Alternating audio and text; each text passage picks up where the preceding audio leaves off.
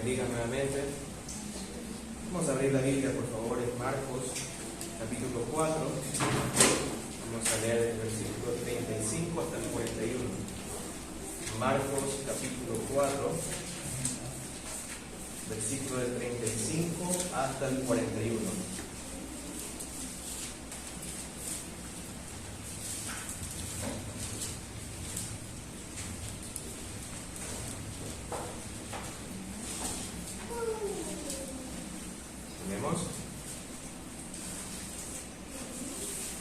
Marcos 4, del 35 al 41 dice lo siguiente: Ese día, caída ya la tarde, les dijo: pasemos al otro lado.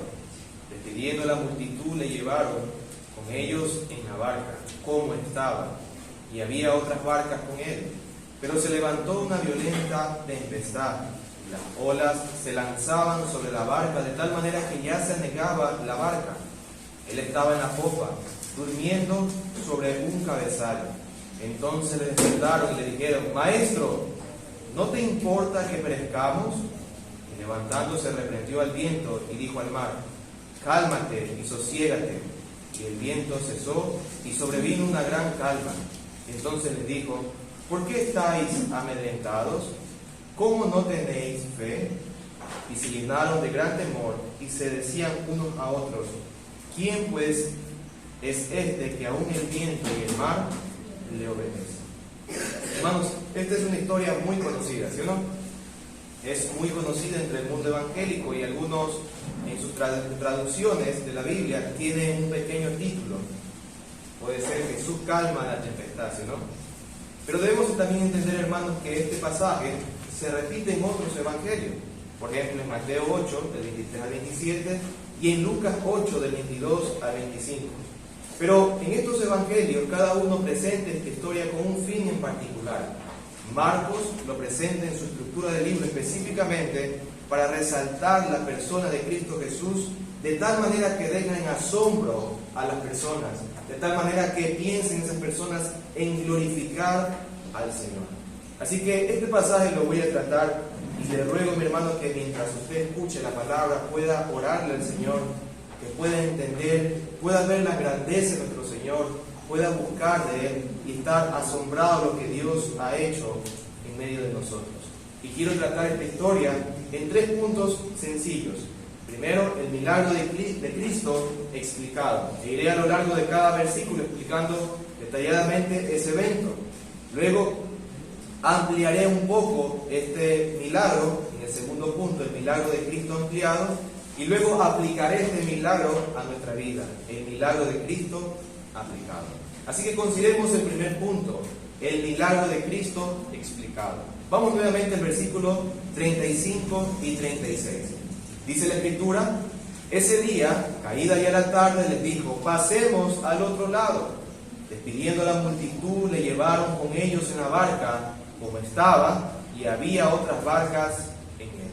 Marcos hace una referencia a ese día, es decir, al día en que él comenzó a enseñar junto al mar, y usted puede ver eso en todo el capítulo 4.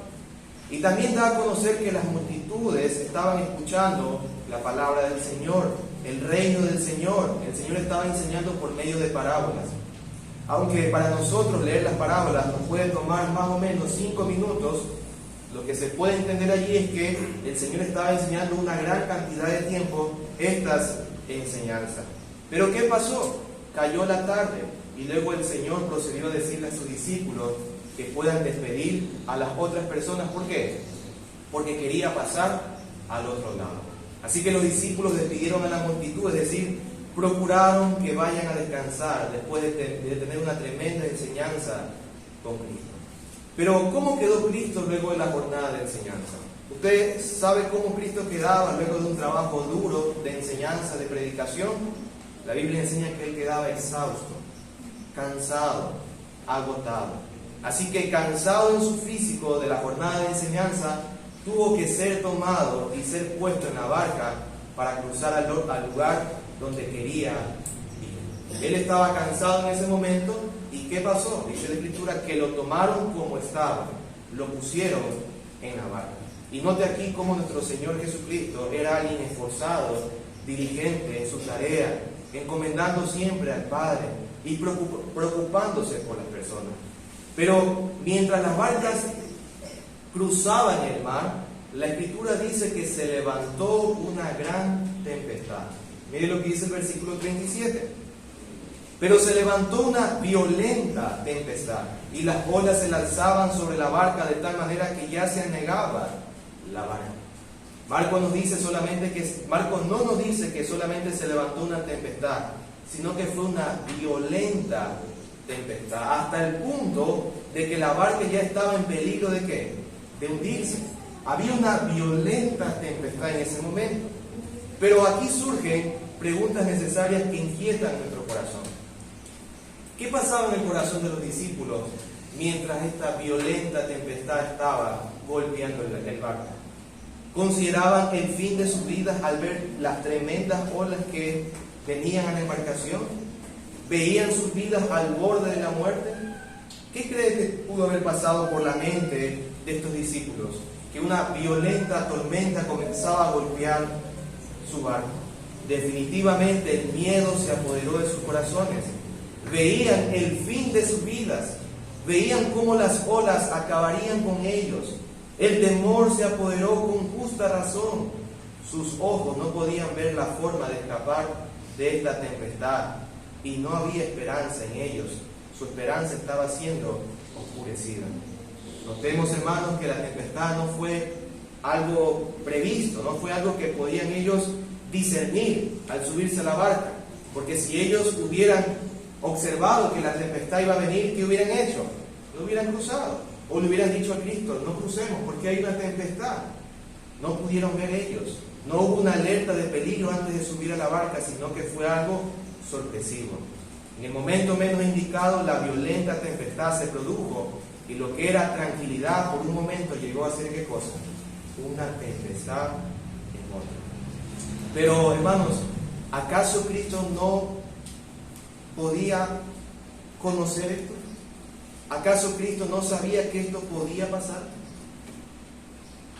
¿Acaso Cristo fue cuidadoso con la multitud, pero no fue cuidadoso con sus discípulos? ¿Qué hacía Cristo mientras sus discípulos estaban al borde de la muerte? Durmiendo. Suena un poquito paradójico, ¿no? El texto dice que Cristo estaba durmiendo. ¿Y sus discípulos qué hicieron? Le despertaron. Miren lo que dice el versículo 38. Él estaba en la popa, durmiendo sobre un cabezal. Entonces despertaron y le dijeron: Maestro, ¿no te importa que perezcamos? Parece algo insensible esta escena cuando la vemos con los ojos de la carne. ¿Cómo puede ser posible que Dios esté durmiendo allí mientras yo me estoy muriendo? Se ha pasado a veces que uno en el hogar dice: pero ¿cómo no me puedes ayudar? Mira que se me están cayendo las cosas. Son algo insensible, ¿sí, no? Ver a Cristo que está durmiendo y ellos al borde de la muerte. ¿Cómo puede ser posible que Cristo, quien había hecho milagros y liberado endemoniados de las cadenas del diablo, pudiera estar durmiendo mientras sus discípulos estaban pereciendo? ¿Cómo puede ser posible que Cristo permita que la preocupación, la desesperanza, el desaliento, la desesperación se apoderen del corazón de sus discípulos? ¿Cómo puede pasar eso? ¿No es Dios quien está allí? Lo cierto es que Él estaba durmiendo, no como un acto de insensibilidad, no como un acto de descuido o como un acto de indiferencia. Cristo nunca ha sido así con sus discípulos. Él nunca ha actuado de esa manera con aquellos que son sus discípulos. Él siempre fue sensible a sus necesidades, siempre fue cuidadoso de sus discípulos y siempre fue preocupado por aquellos a quienes Él ama. La razón por la que estaba durmiendo era obvia. ¿Cuál es? Porque verdaderamente era un hombre que estaba cansado. Pero la razón por la cual también dormía plácidamente, piense esto, una violenta tempestad en ese momento. ¿Y por qué Cristo dormía plácidamente? Sí, estaba cansado, pero ¿por qué también? Porque Él confiaba ¿en quién? En su Padre. Cristo se manifestó como la verdadera, por dicho, Cristo manifestó la verdadera confianza que un hombre debe tener ¿en quién? En Dios. El Salmo 4:8 dice: en paz me acostaré y así mismo, o así también dormiré, porque solo tú, Señor, me haces habitar seguro, o me haces dormir tranquilo. Cristo sabía que ninguna muerte experimentaría. ¿Solo cuál muerte? La muerte de cruz. Él sabía que no iba a morir ahogado. Él sabía eso. Él sabía que la muerte que le esperaba era la cruz por el perdón de pecados. Y él confiaba plenamente en su Padre y descansó en medio de la tormenta. No solo su cuerpo físico descansaba, sino que también su espíritu descansaba. Así que los discípulos lo despiertan e interrumpe desesperadamente su descanso. Lo levantan como si no supieran quién está junto a ellos, como si no supieran quién los acompañaba. Su desesperación fue notoria por las palabras que ellos dijeron. Maestro, mire estas palabras. ¿No te importa que perezcamos? Miren estas palabras que están haciendo allí los discípulos. O en otras palabras: Maestro, tú dormido y nosotros en una tormenta. Maestro, tú dormido y nuestra alma sufriendo en medio de esta vida. ¿Qué te pasa? Maestro, ¿acaso es esto lo que tú quieres para nosotros? ¿Tú quieres que realmente muramos y de esta tormenta seamos atrapados completamente? Mira que ya no tenemos fuerzas. ¿Por qué no hacen algo? En otras palabras. Pero las palabras revelan tres cosas del corazón de sus discípulos. Hay tres cosas que se revelan aquí. La primera, que había un genuino temor por la tempestad hasta el punto de pensar que morirían. Lo que ellos sentían no era lo que se estaba inventando. Ellos realmente tenían temor. ¿Por qué? Porque realmente podían morir. Tenían temor. Las personas realmente experimentan terrores en sus corazones. Cuando su vida se ven sin salida, el temor se apodera. Cuando la esperanza no abraza el corazón en medio de la tempestad, se manifiesta nuestra preocupación. ¿Puedes imaginarte el rostro de preocupación que tenían en ese momento? ¿Puedes ver la incapacidad que tenían a pesar de ser hombres experimentados en alta mar? No había nada que pudieran encontrar ellos para ser salvos de esta tempestad. No veían ellos, por eso el temor comenzó a apoderarse. Pero la segunda cosa que vemos aquí es que había un ilegítimo reclamo al Señor Jesucristo de desinterés por la vida de ellos. Ellos le dicen: Señor o Maestro, ¿no te importa que perezcamos? Es decir, había un reclamo ilegítimo. ¿Y en qué consistía este reclamo? Señor, tú no estás preocupado por nosotros. Tú estás en otras cosas, en otros asuntos. Ellos se dirigen al Señor Jesucristo como un simple maestro. Pero Él era un maestro. ¿Qué dicen? ¿Él era un maestro o no era un maestro? Sí, era un maestro. ¿Pero era solo un maestro? No, no era solo un maestro. Él era más que un maestro. Él es Dios hecho carne que habitó entre ellos. Él era el Dios que había desplegado su gloria y grandeza delante de sus ojos al sanar enfermos y al liberar endemoniados. Así que el temor hizo que las olas sean más grandes que ¿quién? El Señor mismo, olvidando su grandeza, su poder y su gloria. El temor hizo que sus corazones desfiguren la gloria de su Salvador, que por el momento estaba cubierta por la debilidad de su naturaleza y la condición de su humillación en la que trabajaba. Él estaba cansado, pero eso no significaba de que Él no era grande, de que Él no era majestuoso, que Él no podía traer tranquilidad a la vida de ellos. Los ojos de la fe no podían contemplarlo, no podían allí, pero sus discípulos sabemos que por la fe lo pueden contemplar. En Juan capítulo 1, versículo 14, el apóstol dice lo siguiente: y el Verbo se hizo carne y habitó entre nosotros, y vimos su gloria, gloria como el unigénito del Padre, lleno de gracia y de verdad. Es decir, los discípulos sí pueden ver la grandeza del Señor, sí pueden ver la majestad del Señor, pero ¿qué pasaba allí? Sus ojos de la fe no estaban contemplándolo, estaban siendo impedidos por el temor que veían en las olas. Este reclamo ilegítimo consistía en una acusación de despreocupación hacia sus vidas. Pero yo te hago esta pregunta: ¿realmente Cristo se había despreocupado por sus vidas? ¿Realmente Cristo no le importaba la vida de sus discípulos? El hecho de que él estuviera dormido por causa de la naturaleza humana hacía que su naturaleza divina se durmiera. Pues no, claro que no. A Cristo le importaba la vida de sus discípulos y él tiene mucho cuidado de ellos. Miren lo que dice el Salmo 121. Salmo 121, del versículo 1 hasta el 8, dice: levantaré mis ojos a los montes. ¿De dónde vendrá mi socorro? Mi socorro viene del Señor, que hizo los cielos y la tierra. Salmo 121, el versículo 3 dice: no permitirá que tu pie resbale, no se adormecerá el que te guarda. He aquí, no se adormecerá ni dormirá el que guarda a Israel. El Señor es tu guardador, el Señor es tu sombra a tu mano derecha. El sol no te herirá de día y la luna de noche. El Señor te protegerá de todo mal. Él guardará tu alma.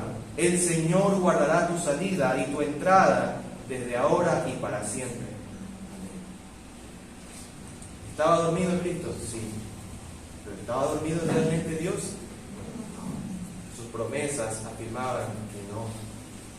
Sí le importaba la vida de las multitudes, cuanto más la vida de sus discípulos.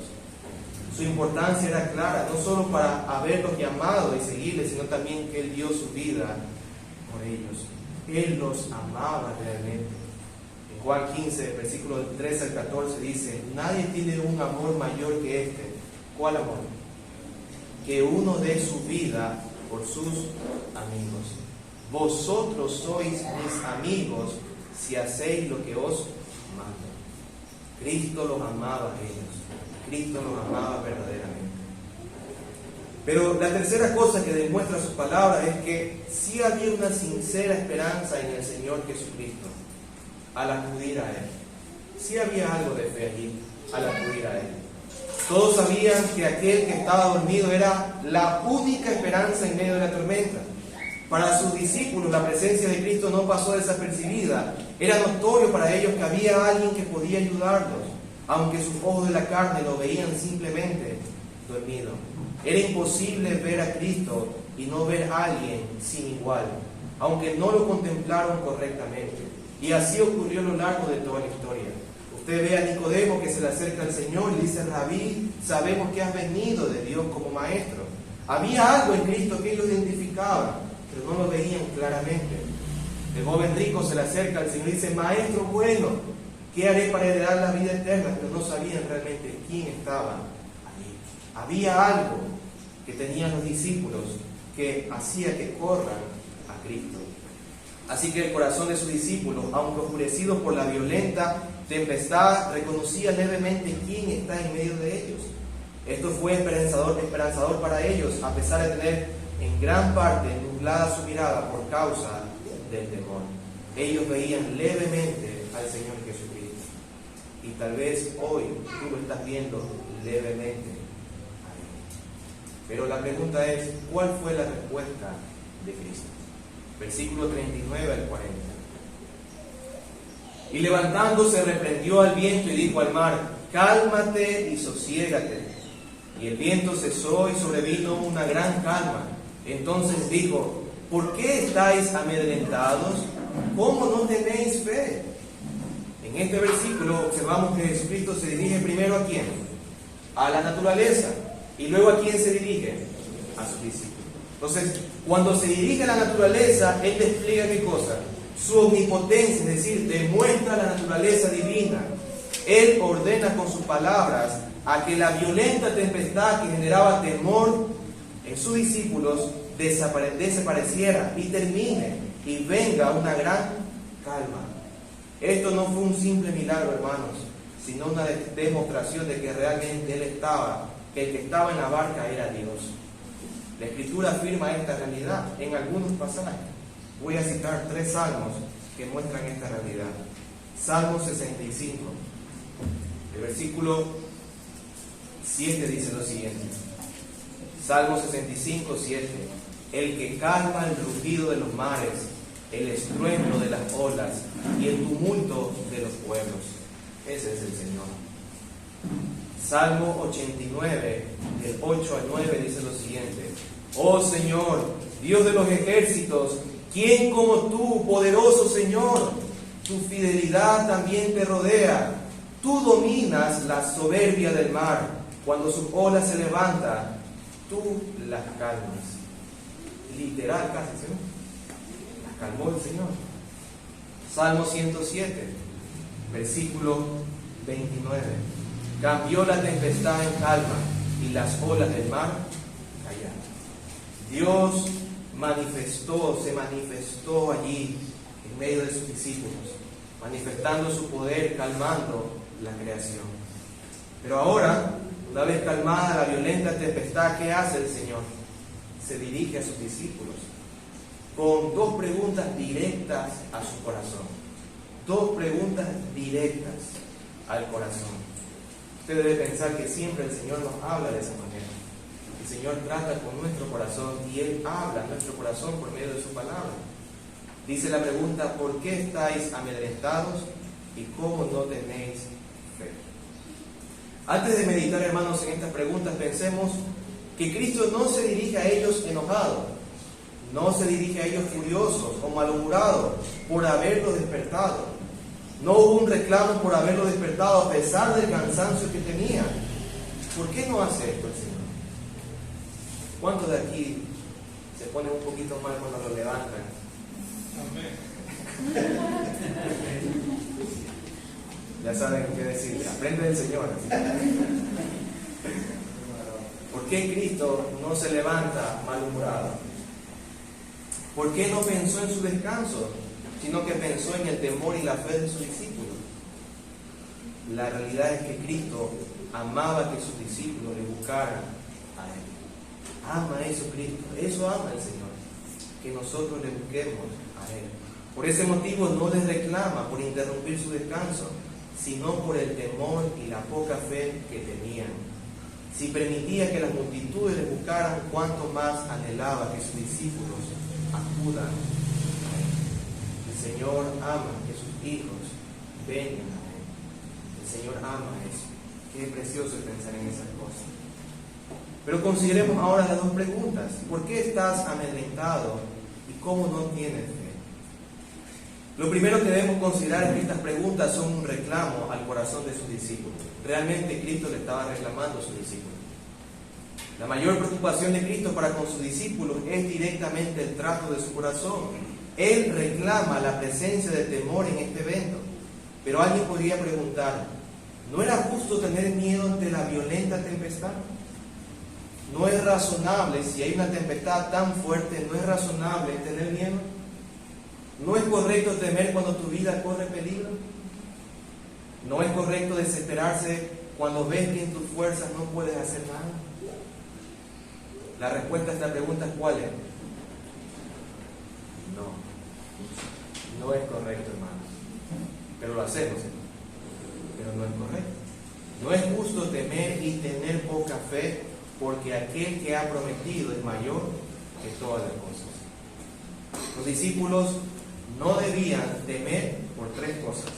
Primero, porque iba a ser un quebrantamiento directo al mandamiento del Señor, al primer mandamiento. El primer mandamiento nos dice que no debemos tener otros dioses delante de Él. Deuteronomio 6, del 13 al 14, dice lo siguiente: temerás solo a quién, al Señor tu Dios, y a Él adorarás y jurarás por su nombre. No seguiréis a otros dioses, a ninguno de los dioses de los pueblos que os rodean. Deuteronomio 6, del 13 al 14. La Biblia asocia directamente el temor con un ídolo. A quien tú temes es a quien tú amas y adoras.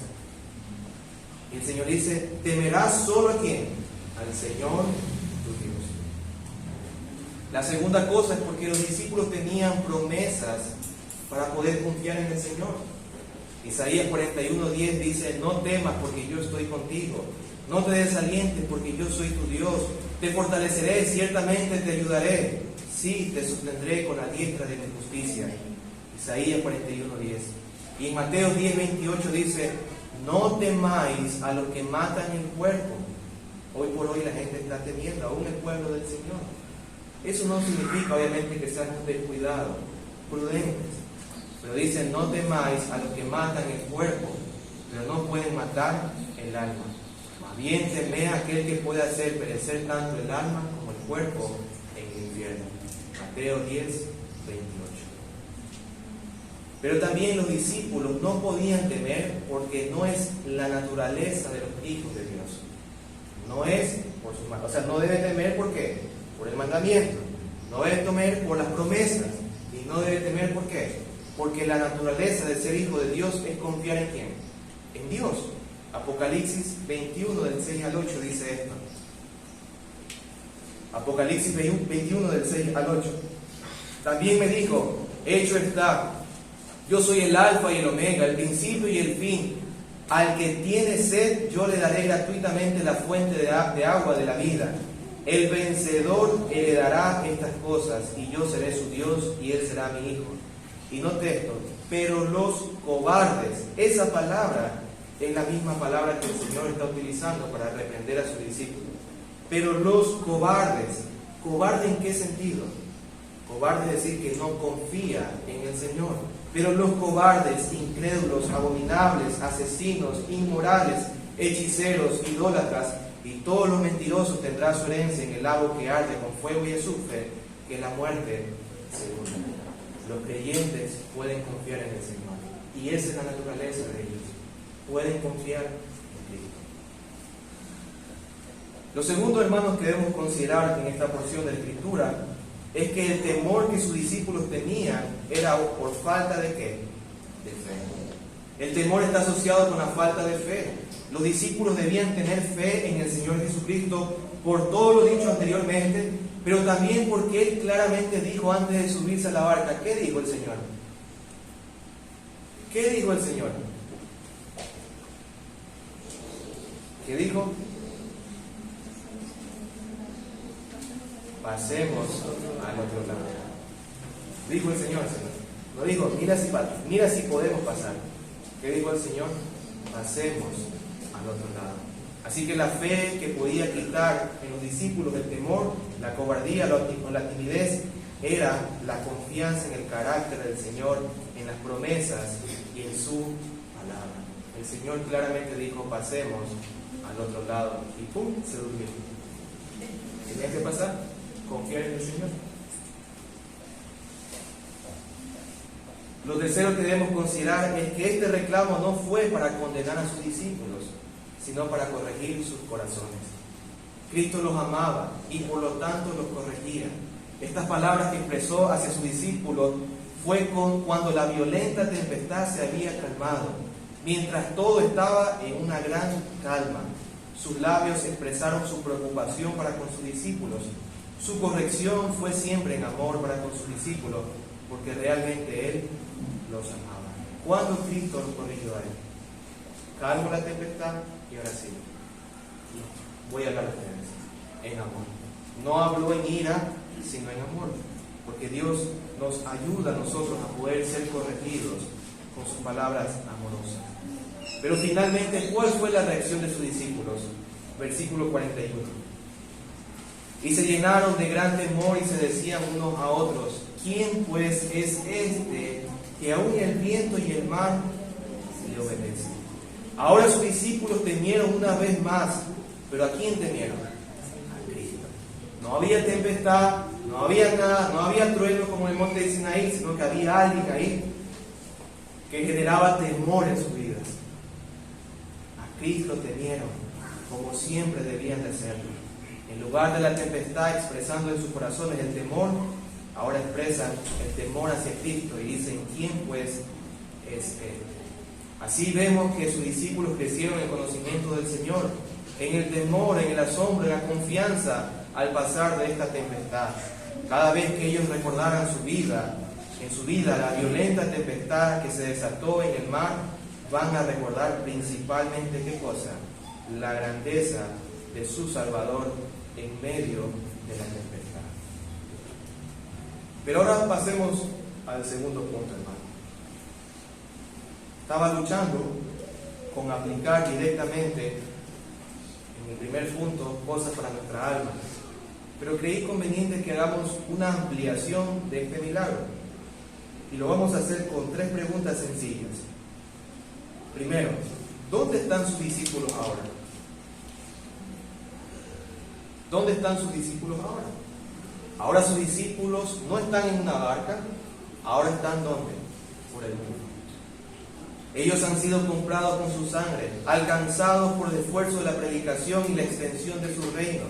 Ellos son los que se han arrepentido y creído en Él. Ellos son los que ahora buscan su palabra en congregaciones locales donde Cristo sigue enseñándoles a temer a Él y a confiar en Él. Esos discípulos ya están muertos, pero están en la presencia del Señor, pero hoy por hoy siguen habiendo discípulos. Y están hoy por hoy congregándose en iglesias locales. Pero te hago una segunda pregunta. ¿Dónde está Cristo ahora? Ahora Cristo no está en una barca. ¿Dónde está Cristo? Está a la diestra del Padre. Ya no está en su estado de humillación, sino en ¿qué? En su estado de glorificación. Ahora está allí lleno de gloria y victoria. Su presencia a la diestra del Padre demuestra su victoria sobre la muerte, sus enemigos, y su victoria que le otorga a su pueblo. Y Él sigue intercediendo por su pueblo hoy por hoy. Él sigue intercediendo por aquellos a quienes Él ama, por aquellos a quienes Él los ha llamado como discípulos. Y finalmente, ¿cómo siguen juntos ellos? Ahora no están en una barca en medio de las tempestades. Ahora está con ellos, en su cuerpo, luchando en medio de las tempestades. Cristo está en cada discípulo por medio de su Santo Espíritu y sus discípulos en Él por medio de la fe. Aunque la presencia física de Cristo no esté al lado de nosotros, sus promesas nos acompañan y su presencia espiritual por medio de su Santo Espíritu permanece en todos aquellos que han confiado. ¿Van a venir tempestades? Sí, van a venir. Y podemos decir, Cristo está con nosotros. Cristo está en medio de nosotros. Entonces, cuando vengan las tempestades, ¿cuál va a ser la respuesta? Pensemos finalmente en algunas aplicaciones.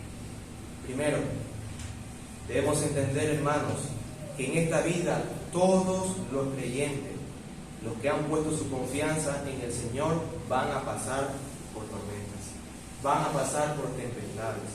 Estas tempestades harán que tu corazón se desespere, que tu alma no tenga fuerzas, que sientas que te mueres, que no hay solución, pero debes de recordar que ahora Cristo te ha salvado y habita en ti.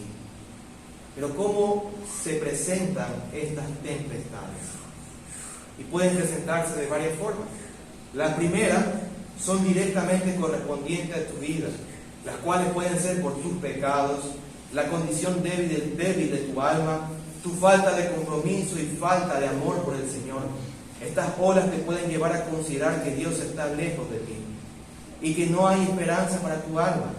Pero debes de recordar una vez más lo que el santo apóstol Juan dijo: si confesamos nuestros pecados, Él es fiel y justo para perdonarnos y limpiarnos de toda maldad. Las segundas tempestades o la segunda clase de tempestades son indirectas a tu forma de vivir. Estas se presentan directamente en la vida tuya porque vivimos y experimentamos las desgracias de este mundo caído en el pecado. Y aquí están, ¿qué cosas? Las enfermedades, las pérdidas familiares, la escasez económica. Todas estas cosas que corresponden a la miseria de este mundo son tempestades que se levantan en contra de los hijos del Señor. Un ejemplo de ello fue Job. Job padeció todo eso. Job padeció enfermedad, padeció pérdida de familiares, padeció escasez económica.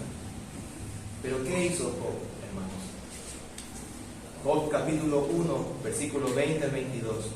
Entonces Job se levantó, rascó su manto, se rasuró la cabeza y postrándose en tierra, adoró y dijo: desnudo salí del vientre de mi madre y desnudo volveré allá. El Señor dio, el Señor quitó, bendito sea el nombre del Señor. En todo esto Job no pecó ni culpó a Dios. Job capítulo 1, versículos 20 al 22. Es un hombre que sufrió mucho por las miserias de esta vida. Pero miren también esta frase de Job, capítulo 13, versículo 15. Aunque Él mate, en Él esperaré. Aunque Él mate, en Él esperaré, pero defenderé mis caminos delante de Él. La tercera clase de tempestad es por la causa de Cristo, hermanos. Esta es directamente por hacer la voluntad del Señor.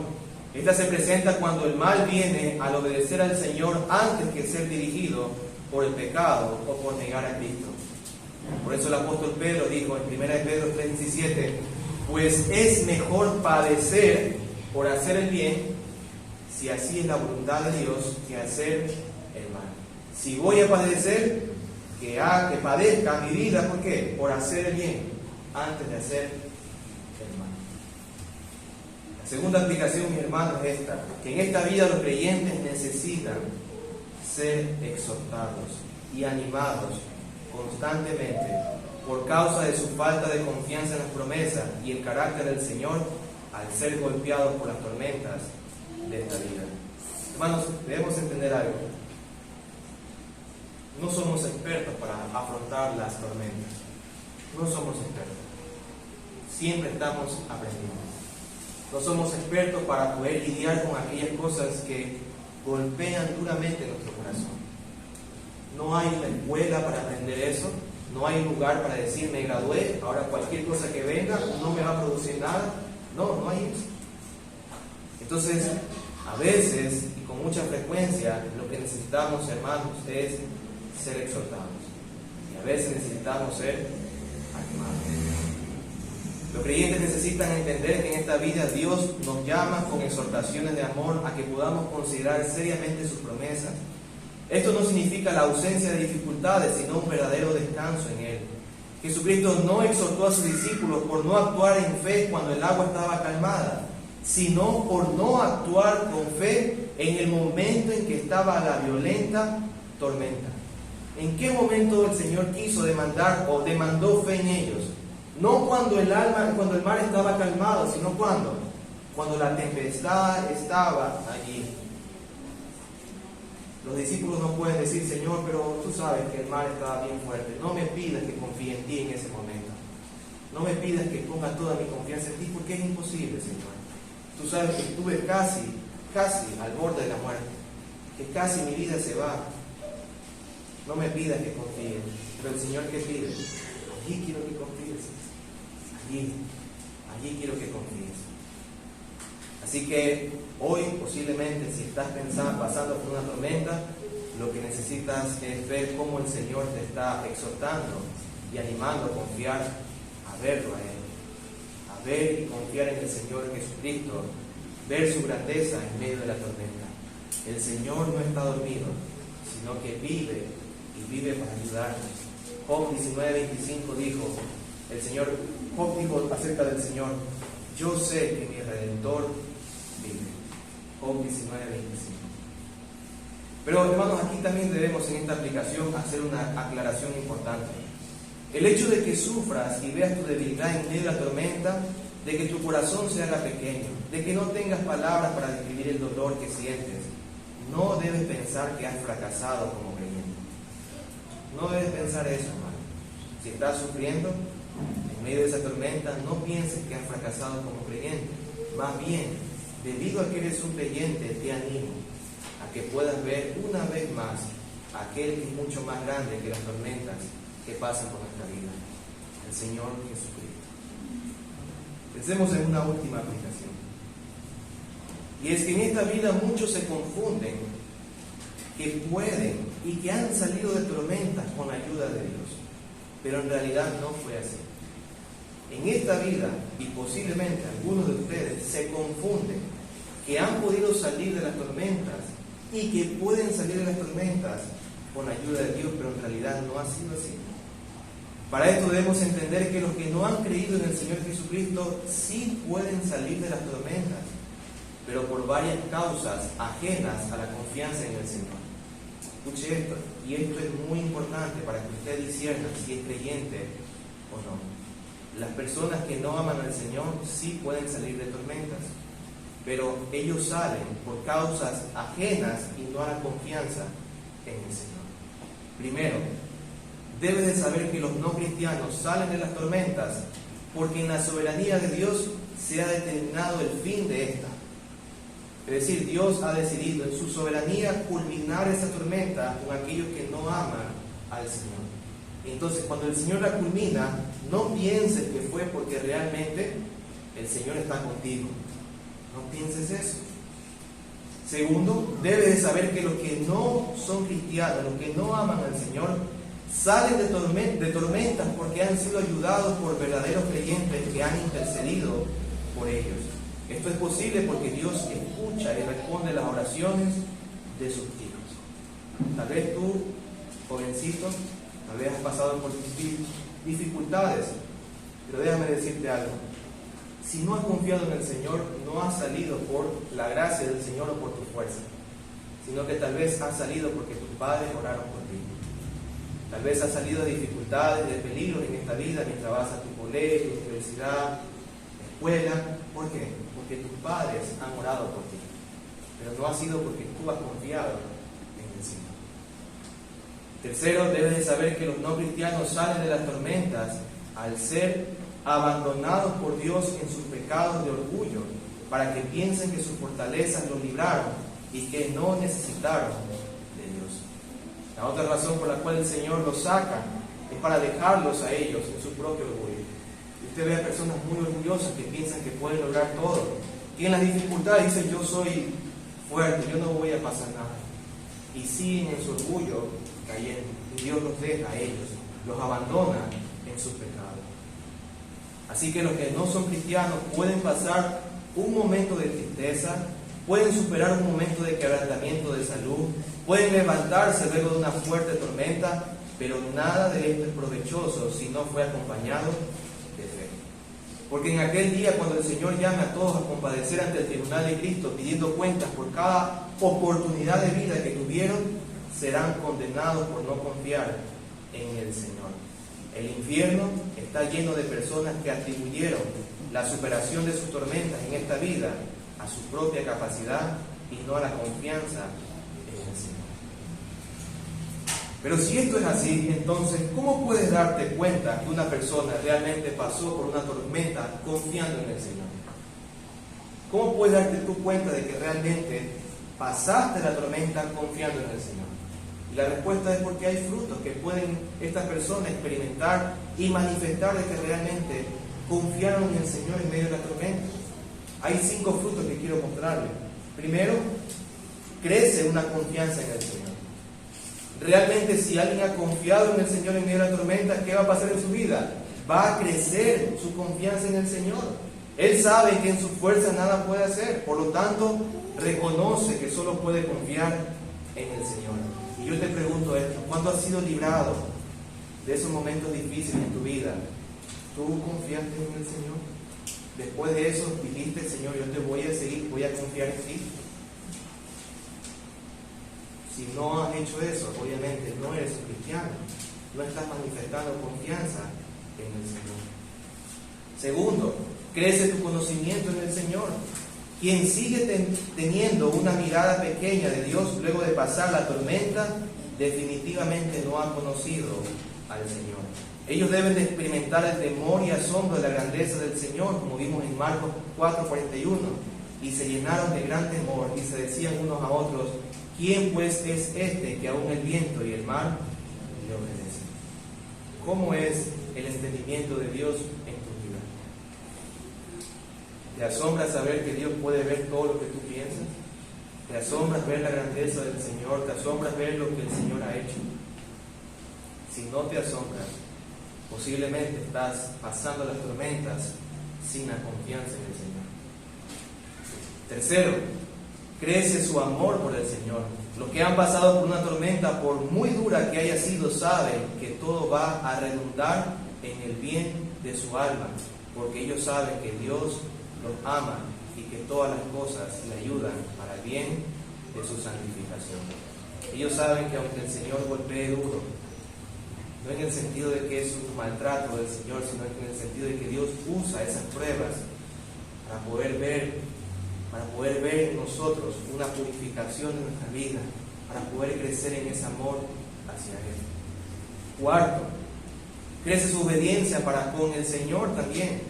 Los que pasan por las tormentas de la mano del Señor saben que Él es digno de obediencia, Por lo tanto, se esfuerzan por buscar al Señor en su palabra, se congregan para escuchar y alabar a Dios y se esfuerzan constantemente por abandonar sus pecados. ¿Cómo tú puedes decir, no, es que el Señor me ayuda en estas dificultades, pero vives en pecado? Vives en mentiras, vives en borrachera, vives en idolatría, vives en cosas pecaminosas.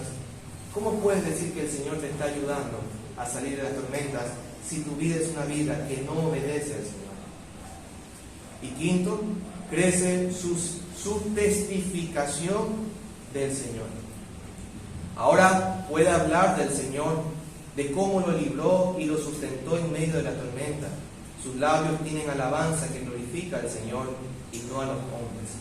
Como el Salmo dice, no a nosotros, oh Señor, no a nosotros, sino a tu nombre sea dada la gloria por tu misericordia y por tu verdad.